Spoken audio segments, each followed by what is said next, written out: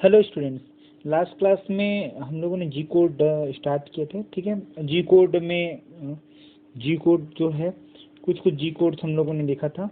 ठीक, जैसे कि yes, G01, G02, G03, then G16, G17, G18, G19। Okay, सो वो अगेन एक बार रिपीट करते हैं फिर से वापस देखते हैं। तो सबसे पहला जो था that is G00।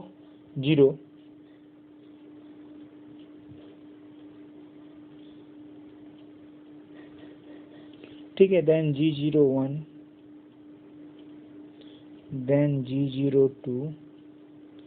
Okay, then मैंने बताया था G7, G16,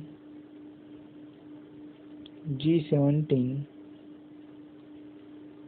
G18, G19। ठीक, ओके। सो G00 मीन्स क्या? Sorry, yes, rapid interpolation.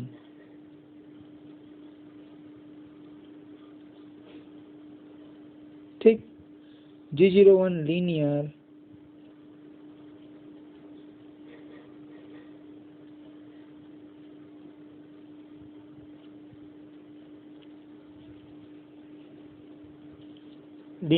Interpolation.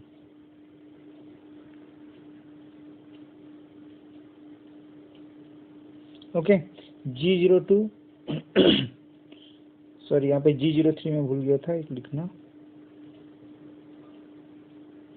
यहाँ पे G03 लिखना भूल गया था, मैं यहाँ पे लिख देता हूँ G03 भी हम लोगों ने देखा था। ठीक है, clockwise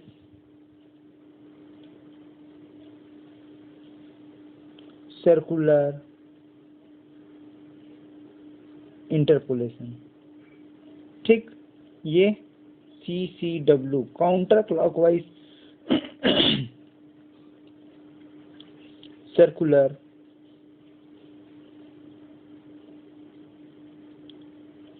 interpolation. G16 XY,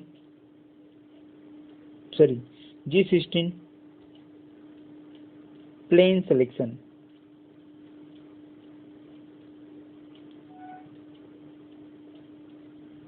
yes, अब ये जो है ऑलरेडी मैंने एक्सप्लेन कर चुका था। रिपीट बिना यदि ऑपरेशन के कोई मूवमेंट करवाना है तो G00 यूज करना है। यदि ऑपरेशन के साथ लीनियर मूवमेंट कराना है, एक रेखा में मूवमेंट, एक लाइन में मूवमेंट करवाना है तो G01, और यदि सर्कुलर मूवमेंट करवाना है तो G02, और सर्कुलर में क्लॉकवाइज तो G02 और काउंटर क्लॉकवाइज तो G03।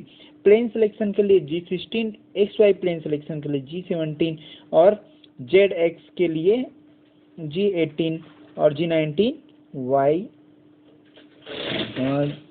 जेट के लिए। ठीक है, ये प्लेन सिलेक्शन ग्रुप हुआ। ओके, देन नेक्स्ट है आपका इसी का, और कंटिन्यू करते हैं, और ज़्यादा नहीं, एक दो कोड और बचा हुआ है। यस, देन है G40, G41, G42, okay, then G53, then G54, 2, G59।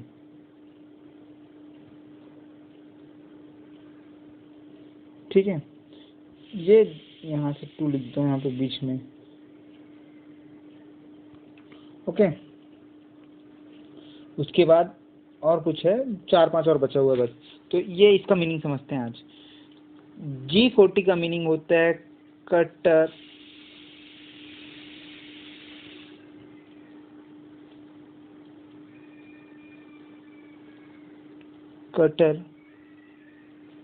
Radius compensation, ठीक है। G41 cutter radius compensation left side, G42 right side, cutter radius compensation right side, G53 coordinate,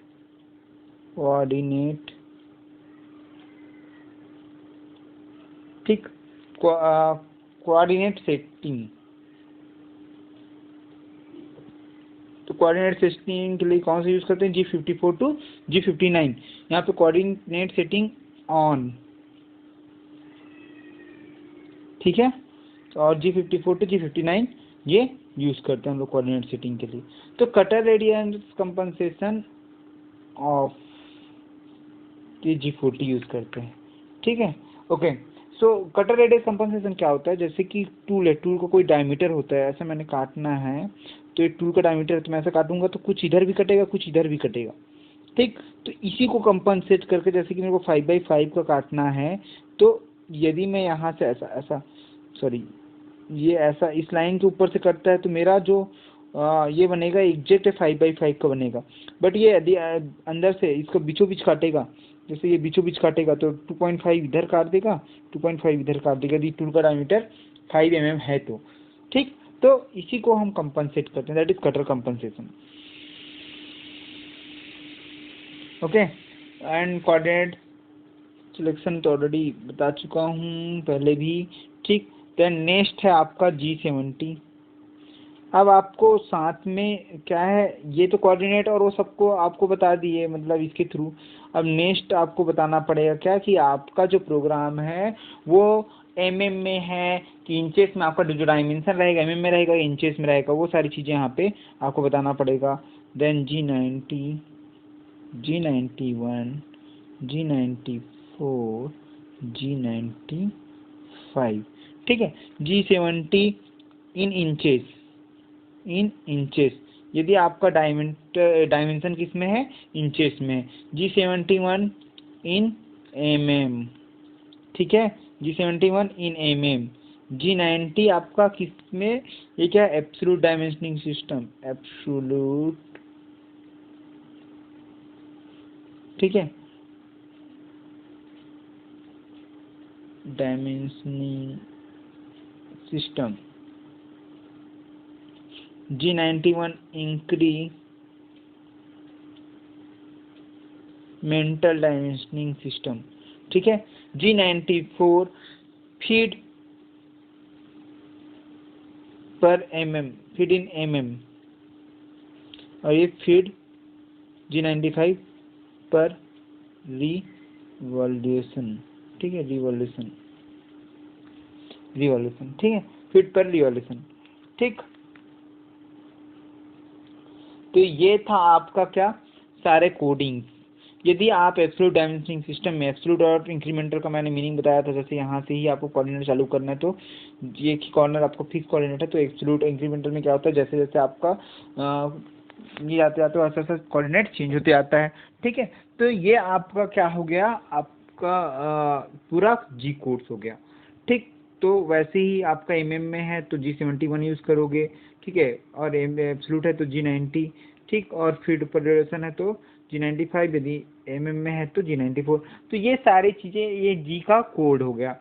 अब इसके बाद आता है नेक्स्ट, जो मैं बोल सकता हूँ नेक्स्ट जो प्रोग्राम वर्ड था, मतलब प्रोग्राम मिनिमल पार्ट प्रोग्राम के लिए जो प्रोग्रामिंग वर्ड यूज़ होता है, that is what, M code. Next क्या यूज़ होता है? एम कोड, ठीक है। क्या यूज़ होता है? एम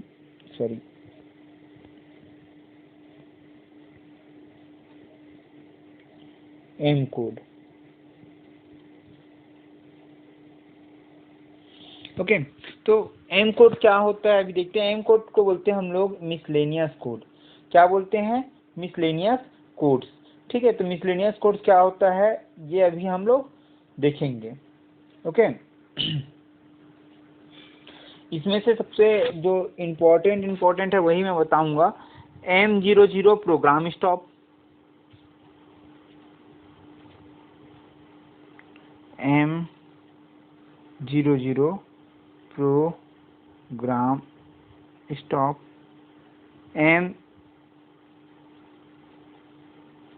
जनरली हम लोग M30 का भी यूज़ करते हैं, ठीक है। चलो M0, उसके बाद अपन लिख सकते हैं M03 स्पिंडल, जो टूल जहाँ पे आपका क्या रहता है, होल्ड रहता है, स्पिंडल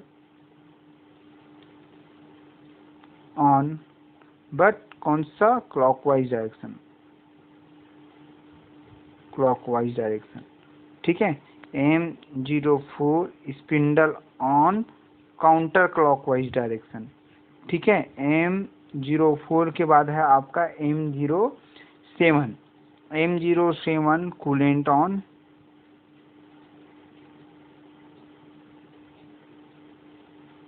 और M08 coolant of.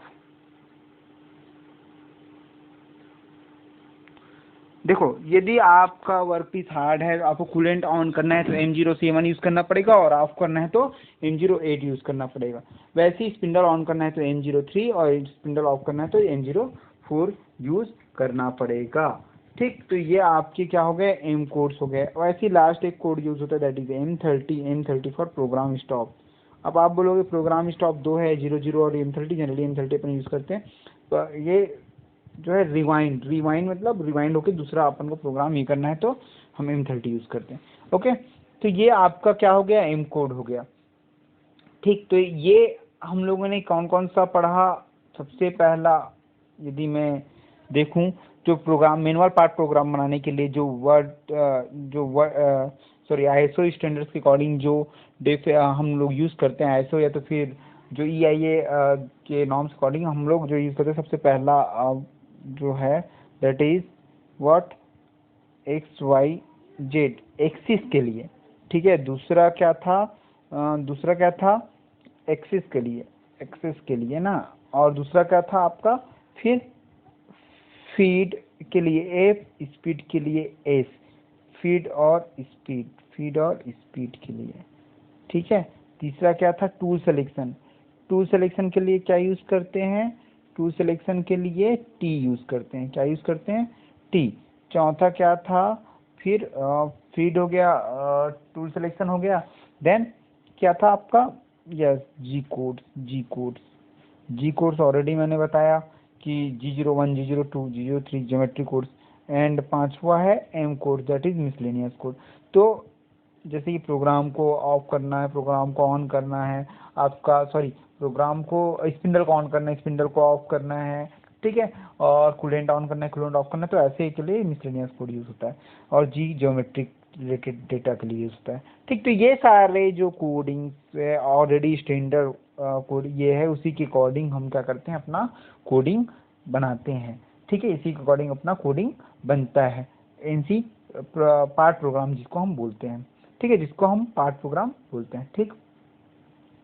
Okay, so start करते हैं।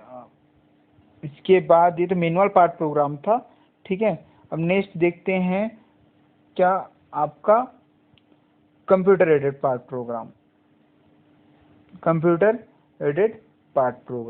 ओके।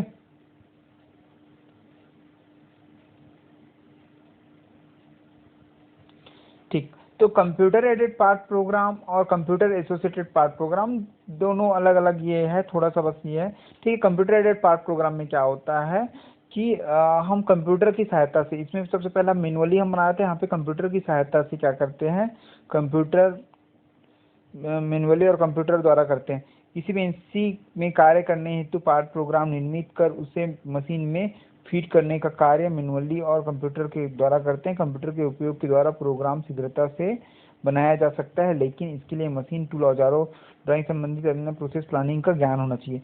देखो, कंप्यूटर एडेड पार्ट प्रोग्राम में क्या होता है, हम कंप्यूटर की सहायता से प्रोग्राम बनाते हैं।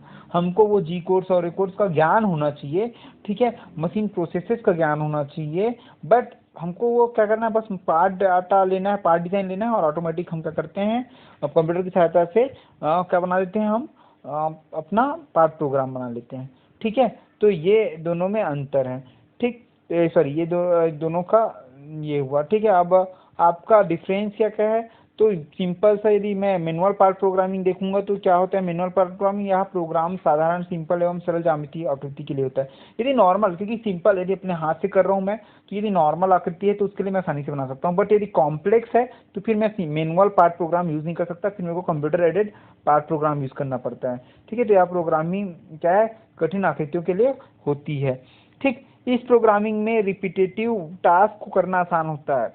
ठीक है, सॉरी आसान नहीं होता, नहीं होता, ठीक है, नहीं होता, क्योंकि बार बार प्रोग्राम करना पड़ता है, और इसमें आपका आसानी से हो जाता है क्योंकि एक ही प्रोग्राम का आप बार बार रन कर सकते हो। इस प्रोग्रामिंग की विश्वसनीयता कम है।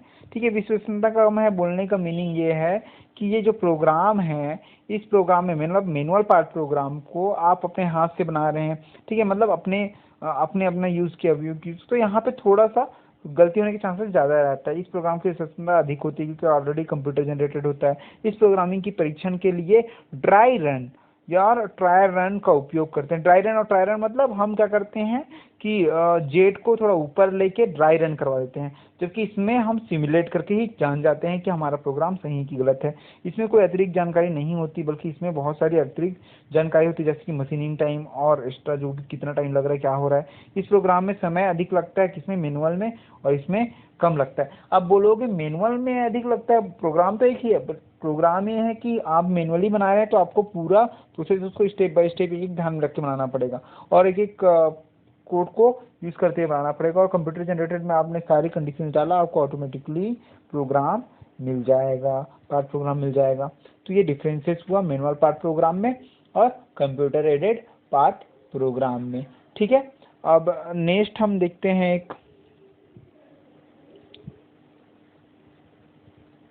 यस सॉरी, ये तो differences manual part programme, computer aided part programme.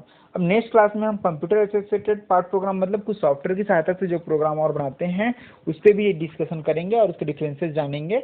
ठीक है, तो आज की क्लास के लिए बस इतना ही हम रखते हैं, क्योंकि ये थोड़ा सा कोडिंग वाला है, तो आप इसको प्लीज़ देखते रहिएगा। ठीक, थैंक यू।